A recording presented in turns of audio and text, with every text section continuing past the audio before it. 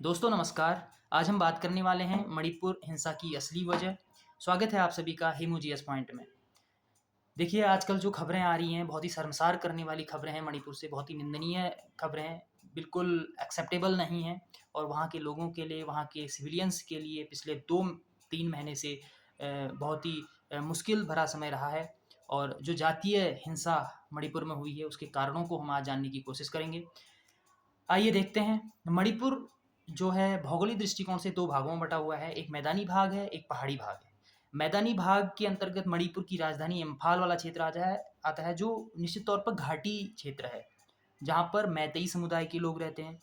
और जो मणिपुर का पहाड़ी भाग है, पहाड़ी क्षेत्र है, वहाँ पर पहाड़ी लोग रहते हैं और वो 90% भाग है, जहाँ नागा व कुकी समुदाय के लोग रहते हैं, जिनको शेड्यूल्ड ट्राइब का दर्जा दिया गया है, जो अनुसूचित जनजाति के लोग हैं। और जो मैदानी लोग हैं, मैतेई समुदाय के जो लोग हैं, वो शेड्यूल कास्ट और ओबीसी के अंतर्गत आते हैं। अब इस हिंसा की शुरुआत कहाँ से होती है? हिंसा की शुरुआत जब मणिपुर उच्च न्यायालय ने एक फैसला दिया कि जो मैदानी लोग हैं, मैतेई समुदाय के लोग हैं, उन लोगों को अनुसूचित जनजाति यानी कि शेड्यूल्ड ट्राइब का दर्जा प्रदान किया जाए। ये मामला फिर सुप्रीम कोर्ट पहुँचता है। जब ये स्टेटमेंट मणिपुर हाई कोर्ट द्वारा दिया जाता है तो पहाड़ी लोगों के द्वारा यानी कि नागा व कुकी समाज के द्वारा इसका विरोध किया जाता है, क्योंकि मैदानी लोग जो हैं आर्थिक तौर से, राजनीतिक तौर से और शैक्षणिक रूप से समृद्ध हैं और उनको लगता है कि मैदानी लोगों का पहाड़ी लोगों से कोई प्रतिस्पर्धा नहीं है, वो तुलना ही नहीं की जा सकती। वो मतलब कि रात और दिन का जैसा फ़र्क उसमें देखने को मिलता है।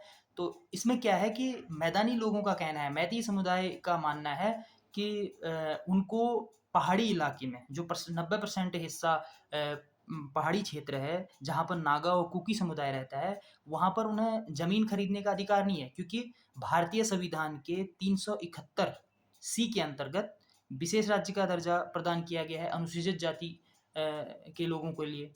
तो वहाँ पर पहाड़ी लोगों को घाटी में ज़मीन खरीदने का अधिकार है, लेकिन घाटी के लोगों को पहाड़ी में ज़मीन खरीदने का अधिकार नहीं है, क्योंकि मणिपुर को एक विशेष राज्य का दर्जा दिया गया है। क्योंकि वहाँ पर अब मैदानी लोगों में जो मैतेई समुदाय है, उनकी जनसंख्या 53% है और पहाड़ी लोगों में जो अनुसूचित जनजाति के लोग हैं, शेड्यूल्ड ट्राइब के लोग हैं, उनकी जनसंख्या 43% है। तो मामला यहाँ से आगे बढ़ता है कि नागा व कुकी लोगों का कहना है कि मैदानी लोगों के साथ यानी कि मैतेई लोगों के साथ हमारी प्रतिस्पर्धा बहुत ही मुश्किल है, हमारे अधिकारों का हनन होगा, क्योंकि मैतेई लोग ऑलरेडी संसाधनों के साथ जुड़े हुए हैं और नागा व कुकी लोग जो हैं वो झुग्गी-झोपड़ियों में रहते हैं, वो गरीबी रेखा से नीचे जीवन यापन करते हैं।